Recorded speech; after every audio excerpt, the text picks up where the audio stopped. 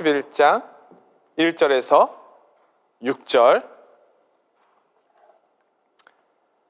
교독하겠습니다. 제가 먼저 읽겠습니다. 나아마 사람 소발이 대답하여 이르되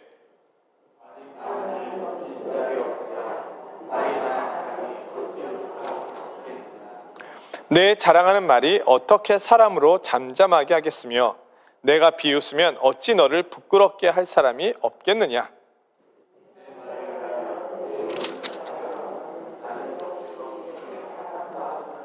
하나님은 말씀을 내시며 너를 향하여 입을 여시고 지혜의 오묘함으로 내게 보이시기를 원하노니 이는 그의 지식이 광대하심이라. 하나님께서 너로 하여금 너의 죄를 잊게 하여 주셨음을 알라. 아멘. 욥기 11장입니다. 앞서 계속 말씀을 드렸던 것처럼 욥기를 읽는 데는 인내가 필요합니다. 욥의 인내만큼은 아니지만 욥기서를 읽어나가는 데는 도대체 이 말씀이 왜 자꾸 반복되는지, 또 도대체 오늘은 소발이라고 하는 인물이 등장했는데 소발은 또 엘리바스와 빌닷과 다른 어떤 이야기를 하는지 어떻게든 살펴봐야 되잖아요. 사람이 다르면 말도 다를 거 아닙니까? 도대체 소발이 주장하는 건 뭔지 이제 귀를 기울여야 되잖아요. 근데 그렇게 큰 차이는 또 없거든요. 그래서 인내가 필요한 것이 욥기다. 우리가 욥기를 다 읽었다면 우리가 욥의 인내의 아주 일부분은 실천하고 있다. 그렇게 볼 수 있습니다. 저희 집의 큰아이는 오이를 싫어합니다. 그래서 김밥을 오이를 넣고 이렇게 싸면은 오이만 빼놓습니다. 그러면은 이제 제가 도대체 넌 나이가 몇인데 아직도 오이를 그래서 속으로 군대 가봐야 돼. 이런 이제 꼰대 같은 생각을 하는 거예요. 가서 좀 굶어봐야 돼. 오이 귀한 줄을 몰라. 이제 이런 생각을 하잖아요. 근데 제가 얼마 전에 그 DNA, 그러니까 인간의 몸을 구성하고 있는 가장 작은 세포 단위에서 나오는 DNA, 그런 어떤 관련된 기사를 보니까 사람에 따라서는 오이를 못 먹는 사람이 있다는 거예요. 심지어 이 사람들은 오이 냄새를 맡는 것도 싫어한대요. 그러니까 이 DNA 구조가 다른데 그런 어떤 구조를 가지고 있는 사람들은, 그러니까 사람들이 계속해서 이제 DNA를 통해서 여러 질병들이라든지 이런 걸 연구를 하잖아요. 그래서 심지어는 가족력도 밝혀내기도 하고 어떤 구조가 생겼을 때 어떤 질병을 초래한다 해서 유전자 가위, 그래서 DNA 구조를 잘라냄을 통해서 질병을 치료하는 이제 그런 기술이 나왔잖아요. 그래서 실제로 이 기술을 이용해서 그 일종의 백혈병 같은 거죠. 백혈구를 생산해내지 못하는 그 DNA 구조에 이상이 왔을 때 그 구조를 바꿔주면 이 골수에서 백혈구를 생산해낸대요. 그래서 백혈병을 치료할 수 있다는 거예요. 근데 이것이 영국에서 얼마 전에 이제 허락이 돼서 실제적으로 병원에서 치료하게 되었는데 약 30억 정도의 돈이 든다고 합니다. 예? 유전자를 잘라내는데, 그래서 그 질병을 치료하는데 그 정도 비용이 든다고 해요. 근데 이 DNA 구조 속에 어떤 이유에서인지 모르지만 오이를 냄새 맡는 것도 싫어하는 그런 게 있다는 거예요. 그래서 제가 내가 너무 몰랐구나, 그런 생각이 들었어요. 제가 만약에 이 내용을 몰랐다면 저는 평생 제 아들을 이 어린아이 입맛 어떻게 나이가 몇 살인데 아직도 그거를 아마 평생 그렇게 생각했을 거예요. 평생. 근데 과학적으로 물론 이제 그걸 극복하는 사람들도 당연히 있겠죠. 뭐 그런 것을 부정하는 건 아니죠. 우리가 어떤 사람들은 그걸 뭐 이겨내는 사람들도 있을 것이고, 네? 체질이 바뀌기도 한다고 하니까, 네? 없던 알러지가 생기기도 하고 있던 알러지도 사라지기도 하고 하니까 뭐 모든 것을 다 뭐 DNA 문제로 볼 수는 없겠지만, 어쨌든지 그런 지식을 알고 나니까 그 다음부터는 이제 김밥을 먹으면 저희 아내는 오이를 빼놉니다. 미리 이렇게 찬영이 김밥은 따로 이렇게 오이를 빼내고, 찬영이 김밥은 오이를 넣지 않고 말고 아예 미리 그렇게 준비해 놓는 거죠. 어찌 보면 이 현대 과학이 발전하면서 사람에 대한 이해가 조금 더 깊어질 수 있는 장점이 생겼구나라는 생각을 해봅니다. 특별히 한국 사람들이 제일 많이 하는 MBTI 그런 거 있잖아요. MBTI가 누구를 판단하기 위한 도구가 아니라 그 사람을 이해하기 위한 도구가 되었을 때 그것이 절대적이진 않지만, 아, 저 사람 성향은 외향적이기 때문에 저렇게 할 수 있구나, 아, 저 사람은 내향적이기 때문에 저렇게 할 수 있구나, 그 사람을 이해하는데 도움을 받을 수 있잖아요. 그런 면에서 우리가 여러 가지 지식들을 활용해서 어떤 관계 속에서나 삶의 자리에서 적용시켜 보는 것은 큰 도움이 되고 불필요한 오해를 막을 수 있는 방법이 되는 것 같습니다.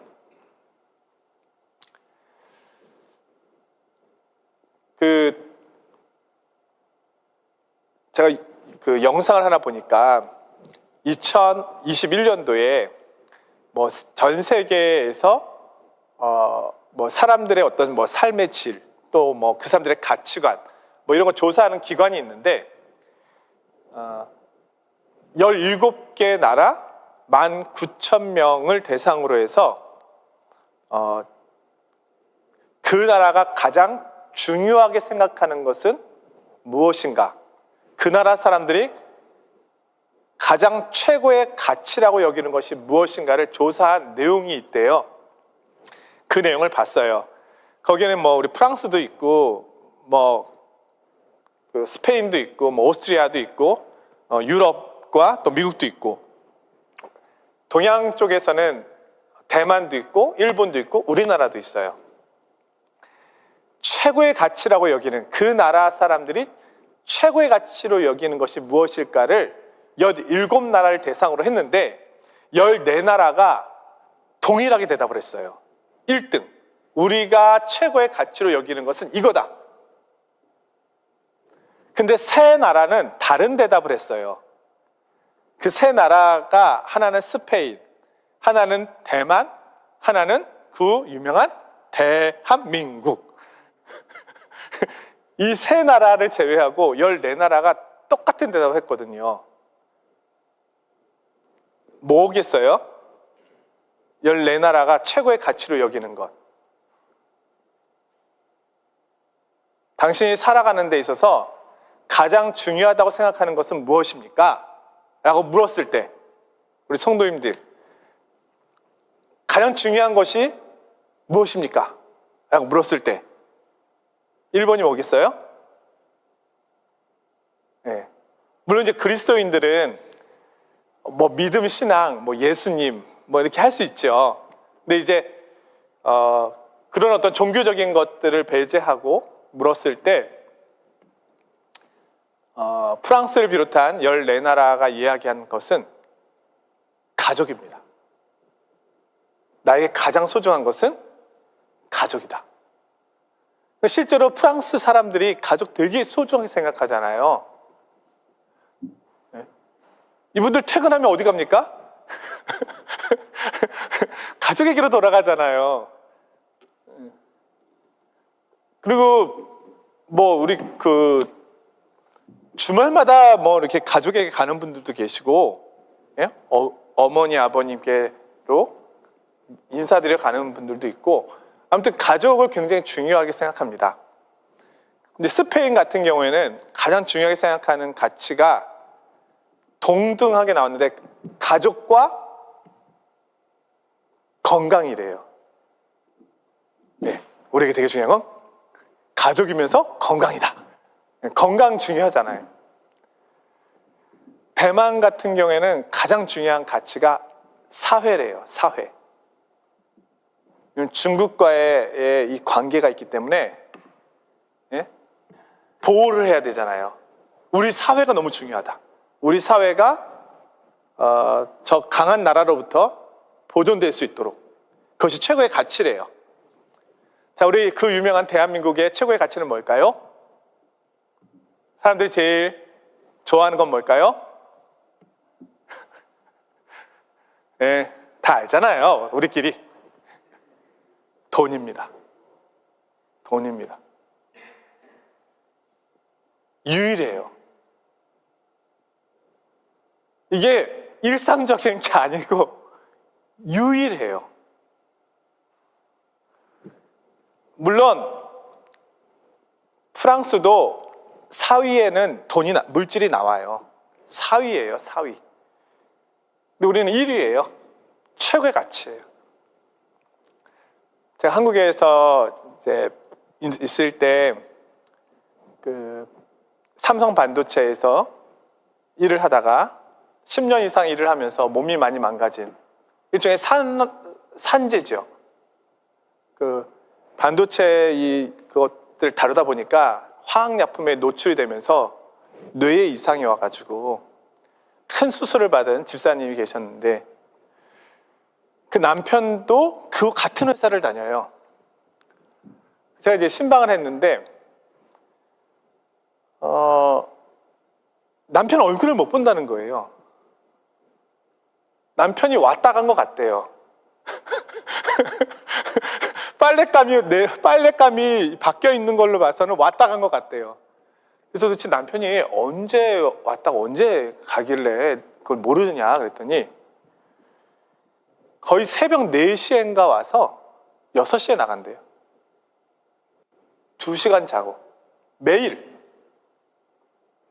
주일에도 출근해요. 제가 깜짝 놀랐어요. 아이가 아빠 얼굴을 못 보는 거예요. 본인도 그렇고. 아니, 그렇게 일을 해야 돼요? 그랬더니 그렇게 일을 해야 된대요. 그리고 힘이 있을 때, 체력이 있을 때 모아야 된다는 거예요. 그래서 제가 그런 생각이 들었어요.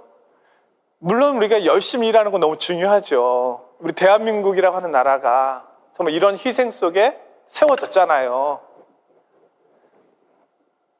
우리가 더 뛰지 않았다면 어떻게 앞서갈 수 있겠으며 어떻게 여기까지 왔겠습니까? 전 세계에서 유례를 찾아볼 수 없을 만큼 성장한 나라가 됐죠. 근데 그만큼 또 얻은 것도 있지만 잃어버린 것도 있잖아요. 우리 어르신들이, 우리 윗세대가 사실은 가족들을 부양하기 위하여 희생을 했잖아요. 너무나 많은 희생을 했잖아요. 이른 아침부터 늦은 밤까지 자녀들 얼굴도 보지 못할 정도로. 근데 이분들이 이제 연세가 드시고 이제는 힘을 잃게 되고 그런 상황에 다다랐을 때 사회가 바뀐 거예요. 이제는 핵가족 시대가 됐어요. 부모님과 같이 살려고 하는 자녀들이 없어요. 거의 없어요. 그리고 이 자녀들도 자기들의 삶을 살아가기가 녹록지 않아요. 예전에는 열심히 살면 됐어요. 근데 이제는 열심히 사는 것만큼 어느 방향으로 가느냐가 중요한데 열심히 살아야 될 목적지가 없어져 버린 거예요. 어떤 경우에는 일터도 없고 방향도 모르겠고 경쟁은 더 치열해졌어요. 불과 몇십 년 전만 해도 대학을 졸업하면 100% 취업이 됐던 때가 있었습니다. IMF 전에. 그 당시에는요, 대학 졸업, 전원 취업 이런 시대였어요. 그럼 취업이 보장됐어요. 지금은요, 박사과정을 마쳐도 일할 곳을 찾기가 어려워요. 그러니까 젊은 세대들이 너무 어려우니까 윗세대들을 생각 못 하잖아요. 그게 이제 어르신들은 소외감을 느끼게 되고, 젊은이들은 미안함도 있지만 본인들도 너무 힘들고, 어떻게 보면요, 본질을 잃어버린 거예요. 가족을 위해서 희생했는데 가족을 잃어버린 거잖아요. 열심히 노력해서 더 행복한 가정을 이루고 싶었는데, 그렇게 수고하고 땀 흘렸는데 자녀는 아버지 얼굴을 못 보고 있고 아내도 남편의 얼굴을 못 보고 있는 거예요. 사랑해서 결혼을 했고 함께 있고 싶어서 결혼을 했는데 남편이 그랬다는 거죠. 회사 가면 집에 다녀오겠습니다. 예? 집은 잠깐 왔다 가는 곳이고 내가 주로 있는 곳은 회사고. 근데 사실은 회사가 내 아내도 아닌데. 이런 구조다 보니까 아직도 우리나라가 마음속으로는 알죠. 가족이 중요하다는 걸. 그래 현실적으로는 돈이 가장 중요한 최고의 가치가 됐구나 라는 생각을 조심스럽게 해봅니다. 그러니까 결과는 그렇게 나왔지만 이유는 나오지 않았거든요. 그래서 제가 이유가 무엇일까를 생각해 보니까 본질을 우리가 잃어버릴 수밖에 없었던 그런 사회적인 상황과 구조가 있었구나. 사실은 모두 다 가족을 위해서 희생한 건데, 그러나 정작 가족은 아버지의 수고를 기억하지 못하는, 부모의 수고를 기억하지 못하는 그런 구조가 되어버렸구나. 물론 한국 사람들이 중요하게 생각하는 순위 안에 4위 정도에 가면 가족이 나옵니다. 없는 거 아니에요. 1위가 아니라는 것 뿐이지.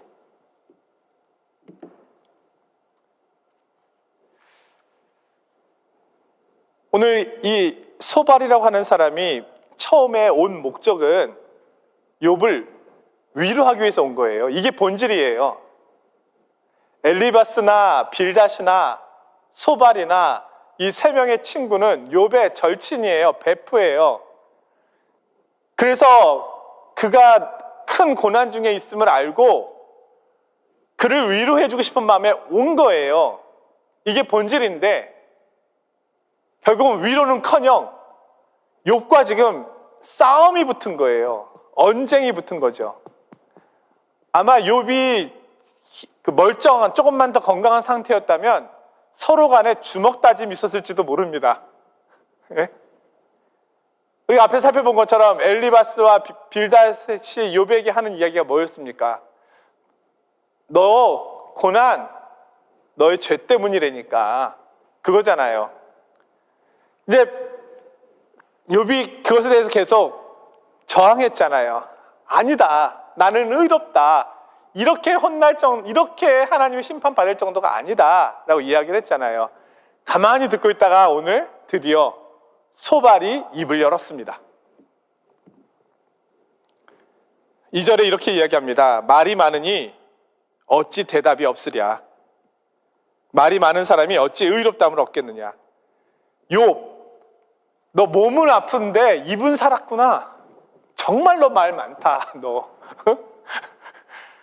엘리바스가 이 이야기를 하면 거기에 답변 다 하죠. 빌닷이 이 이야기하면 거기에 답변 다 하죠. 욥이 침묵하고 있진 않아요. 가만히 듣고 있지 않아요. 아니야 이 녀석들아 이렇게 이제 하잖아요. 그러니까 이제 소발이 넌 정말 말이 많은데 옛말에 말이 많은 사람 치고 실수가 없는 사람이 없다. 네가 말이 많은 걸 보니까 네가 실수가 있고 의롭지 않다 이렇게 이야기를 한 거예요. 실제로 잠언에 보면 이런 말씀이 있습니다. 말이 많으면 허물을 면하기 어려우나 그 입술을 제어하는 자는 지혜가 있느니라. 우리가 주로 하는 실수 중에 가장 많은 것은 말로 하는 실수거든요. 차라리 그때 말하지 말걸. 가만히 있으면 중간이라 가는데, 물론 프랑스에서는 말해야 돼요. 내 권리는 내가 찾아야 돼요. 말해야 돼요. 말 안 하면 내 권리를 못 찾는 경우도 있어요. 근데 한국에서는 이 잠언과 같아요. 말이 많으면 실수가 많다. 그래서 우리는 과묵한 것이 사실은 하나의 미덕이에요.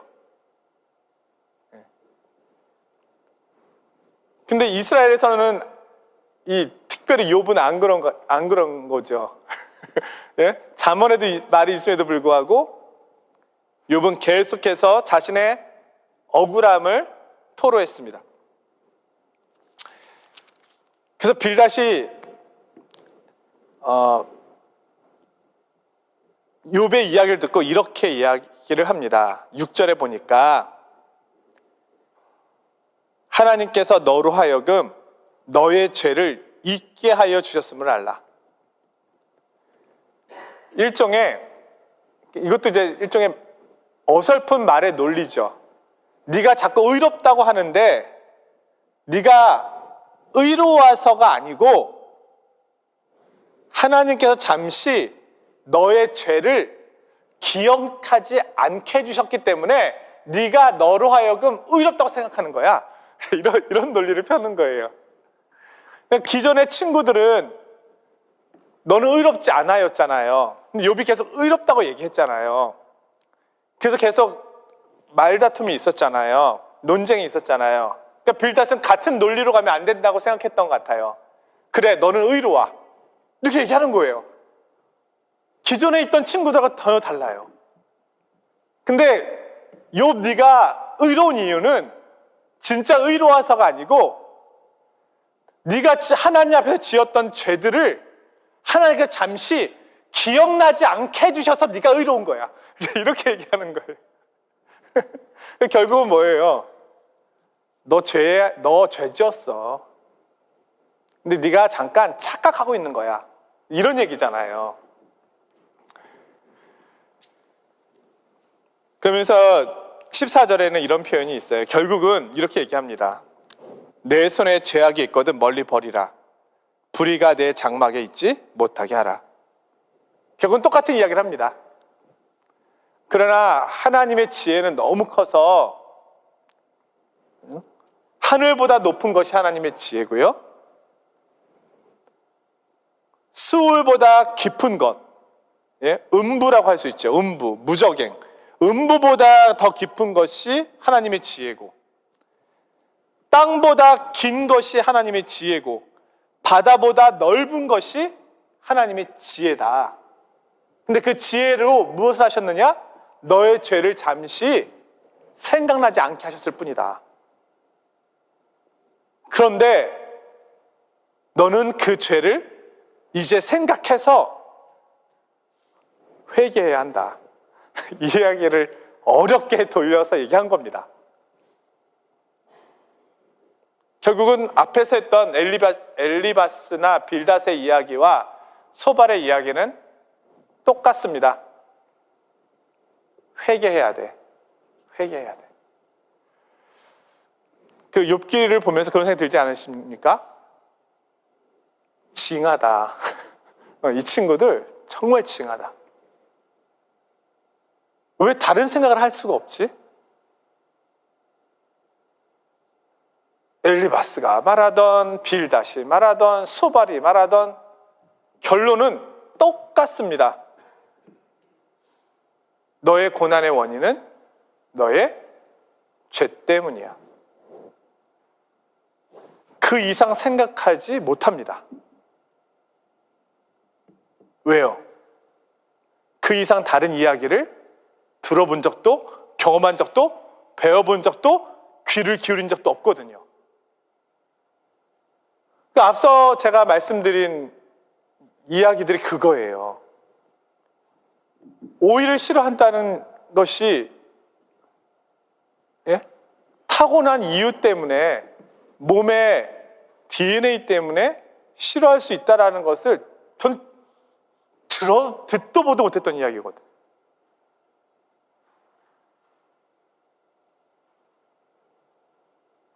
한국을 제외하고 모든 나라들이 최고의 가치를 대부분의 나라들이 가족에게 두고 있는데 어떻게 우리나라가 유일하게 최고의 가치를 돈에 두고 있을 수 있을까? 우리에겐 너무 익숙한 이야기고 낯설지 않은 이야기인데 전 세계에서 볼 때는 이해할 수 없는 나라가 대한민국인 거예요. 이런 걸 듣지 못했다면, 알지 못했다면 우리는 우리 안에서 당연하지라고 이야기했을 겁니다. 근데 사실은 당연하지 않은 거잖아요.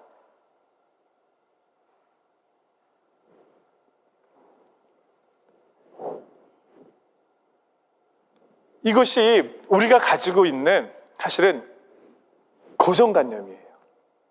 다른 말로 표현하면 편견. 정말로 안타깝게도 우리는 저를 비롯해서 내가 경험하고 내가 공부하고 내가 학습하고 내가 알았던 것 이상 다른 것은 알 수 없어요. 그렇잖아요. 너무 당연한 이야기잖아요. 엘리바스와 빌닷 소발이 나쁜 사람들이 아니에요. 이 세 친구는 욥을 진짜 아끼는 사람이에요. 계속해서 회개하라고 하는 이유도 욥을 멸망에 빠뜨리려고 하는 것이 아니라 사실은 욥을 건져주고 싶어서 하는 이야기잖아요. 제가 봐도 이 세 친구가 악의적으로 욥을 힘들게 하려고 계획을 짜서 그렇게 이야기하는 건 아니에요. 본인들도 피곤할 거예요. 오늘 우리가 읽은 본문이 1차 변론이 끝나는 자리거든요. 이제 2차 변론이 시작됩니다. 욥이 답변한 후에 다시 엘리바스, 빌닷, 소발이 또 얘기해요. 그리고 욥이 답변한 후에 다시 엘리바스, 빌닷, 소발이 또 얘기해요. 이 세 차례의 논쟁이 시작되는데 1차 논쟁이 소발의 이야기로는 끝이 난 거거든요. 그러니까 결국은 이 세 친구는 아무리 욥의 이야기를 들어도 바뀌지 않아요. 이 세 친구들은 자신들이 경험해왔던, 알고 있었던 지식이 전부예요. 그 이상 욥의 고난을 설명할 수 있는 방법을 알지 못해요. 들어본 적이 없으니까.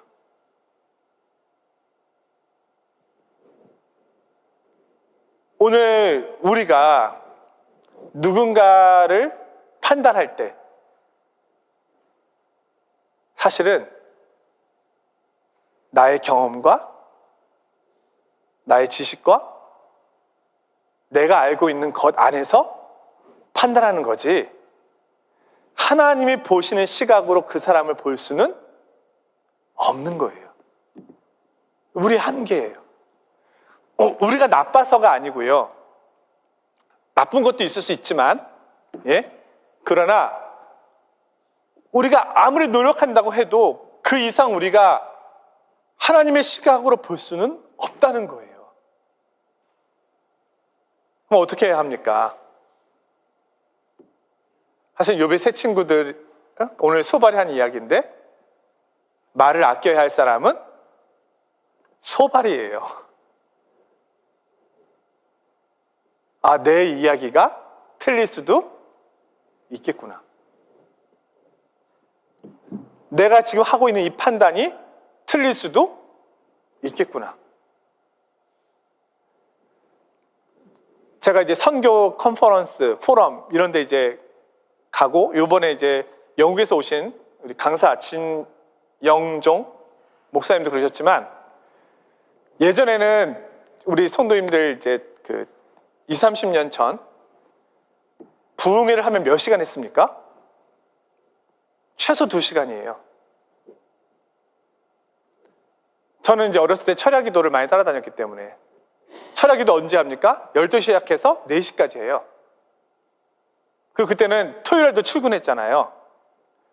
4시 좀 넘으면은 교회에 이렇게 주무시던 분들이 일어나요. 출근하기 위해서. 지금 부흥회 몇 시간 합니까? 강사 목사님이 물어보셔요. 목사님, 말씀을 몇 분 전해야 될까요? 글쎄, 그래도 멀리서 오셨으니까 1시간은 좀 하셔야 되지 않을까요? 55분 하겠습니다.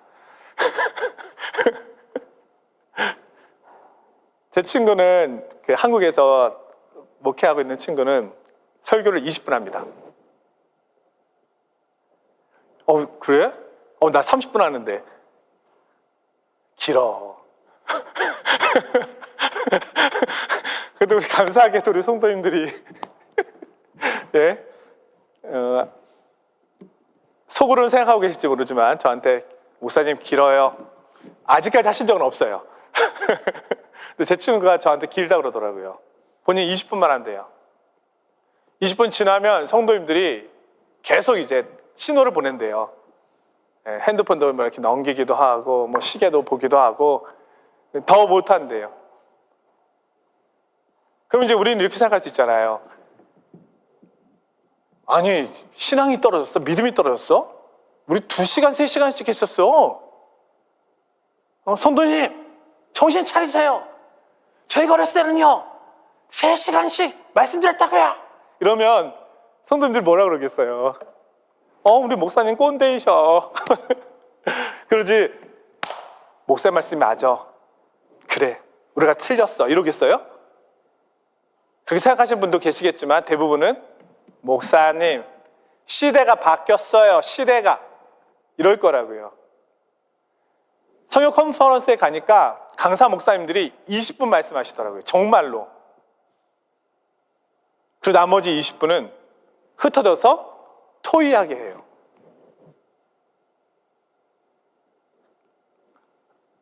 저는 그런 경험이 많지 않았거든요. 그래서 본인들의 생각을 서로 이야기하게 하고 서로 나누게 한 후에 다시 모여서 발표하게 하더라고요. 요즘은 컨퍼런스에 가면 다 이런 식으로 한대요. 그러니까 예전에는 일방적으로 들으시는 것이 설교였는데, 물론 이제 그건 컨퍼런스니까 다르지만, 지금은 또 다르구나. 저도 바뀌어야 되는 거예요. 어떻게 바뀌어요? 끊임없이 공부해야 되는 거예요. 우리 자녀들을 이해하기 위해서, 이 세대를 이해하기 위해서. 이 세대들은 이런 것 때문에 고민하는구나. 우리랑 고민의 내용이 다르구나. 그냥 어른들이 볼 때는 아유, 배불러서 그래, 배불러서. 다 해주니까 저러지, 다. 너도 결혼해봐. 뭐 이런 거 있잖아요. 결혼해서 너랑 똑같은 아이 낳아봐. 뭐 그러잖아요. 근데 사실은 그게 정답은 아닌 거죠. 다른 거예요. 우리 이제 청소년들은, 이제 우리 청년들은 뭐라고 해요? 이제 TV에 이제 그 중고생들 나오잖아요. 쟤네들 봐, 쟤네들 봐. 내 때는 안 그랬는데. 얘네들이 볼 때는 또 얘네들, 지금의 청년들이 볼 때는 자기 아래에 있는 중고등학생들이 자기들이랑 또 달라요. 어떻게 하겠어요? 문화가 다른데, 환경이 다른데. 우리가 완전하게 무조건 그것을 옳다고 할 수는 없지만 이해의 폭을 넓히는 것은 필요하잖아요. 그래서 끊임없이 배우는 거예요. 힘들지만. 그러지 않으면 대화를 할 수가 없어요. 그냥 단절되는 거예요. 어머니는 어머니의 길로, 아버지는 아버지의 길로, 우리는 우리의 길로 그냥 가는 거죠.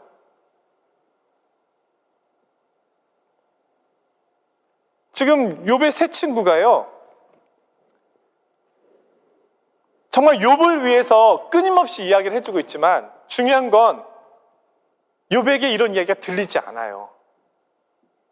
왜냐면 욥의 이야기가 맞거든요.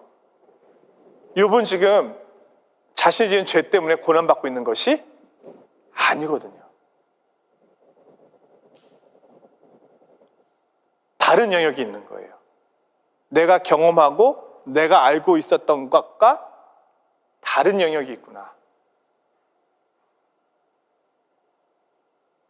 제가 예전에 한번 말씀드린 적이 있었는지 모르겠는데,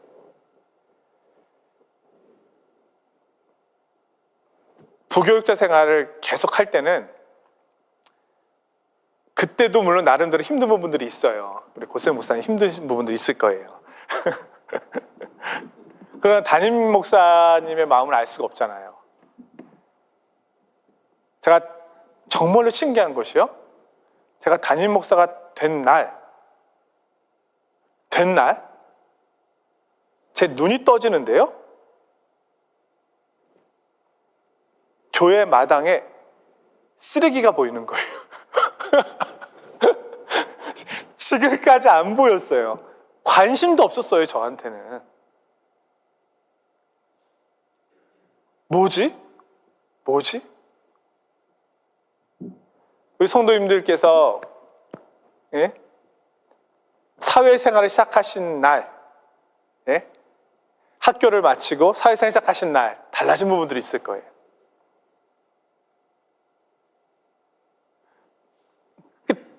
내가 경험해 볼 때 달라지는 부분들이 있거든요. 내가 의도한 것이 아니라 자동적으로.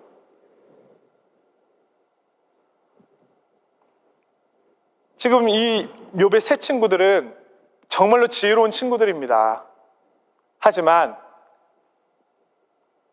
자신이 모르는 고난의 신비의 영역이 있다는 것을 들은 적도 본 적도 없어요. 의인이 왜 고난을 받아? 죄인이 고난을 받는 거지. 성경이 이야기하고 있잖아요. 신명기에서 이야기하고 있잖아요. 그것이 진리인데 그것만 진리는 아니었거든요.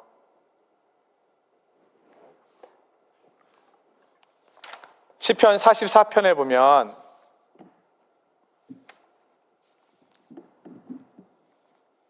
놀라운 말씀이 나옵니다. 이미 시편에 나와요. 이 시편이 이 고라 자손의 시인가 그런데요, 이런 말씀이 나옵니다.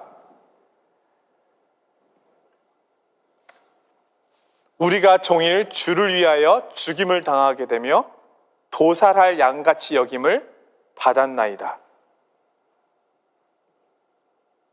주를 위하여 죽임을 당하게 되며 도살할 양같이 여김을 받았나이다. 시편 44편 22절. 누구를 묘사하고 있어요? 그리스도잖아요. 근데 그리스도를 묘사하기 전에 이런 일이 이미 그들에게 있었어요. 주를 위하여 당하는 고난이 있다는 거예요. 지금까지 모든 고난은 나의 죄 때문이었어요.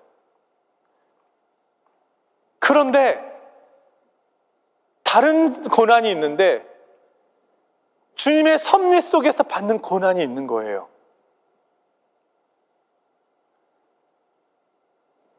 이거는 정말로 신비의 영역이었어요. 고난에 대한 신비로운 해석이에요. 너무너무 감사한 것은 우리는 예수 그리스도를 통해서 이것을 너무 똑똑히 보고 알게 됐어요. 고난의 신비를. 예수님을 정죄했던 사람들은요, 어떻게 보면은 엘리바스, 빌닷, 소발과 같은 사람이에요. 율법사, 바리새인, 사두개인. 물론 그들은 악의적인 마음으로 왔지만 예수님을 정죄하기에 충분한 근거들을 가지고 와서 정죄했고, 예수님이 당하는 십자가의 고난을 충분히 해석했어요. 저 사람은 하나님께 맞는 것이다, 자신이 지은 죄 때문에. 그렇게 해석했어요. 그런데 시편 44편에서는 전혀 다른 해석을 하고 있는 거예요. 주님을 위하여 죽임을 당하게 되며 도살할 양같이 여김을 받을 수 있다.